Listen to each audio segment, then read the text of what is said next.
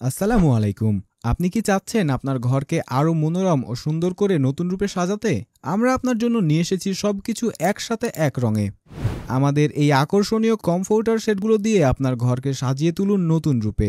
শীত সিজনে অতিরিক্ত দাম দিয়ে না কিনে এখনই কিনে রাখুন এবং উপহার দিন আপনার পরিবার, আত্মীয়স্বজন এবং বন্ধু-বান্ধবকে।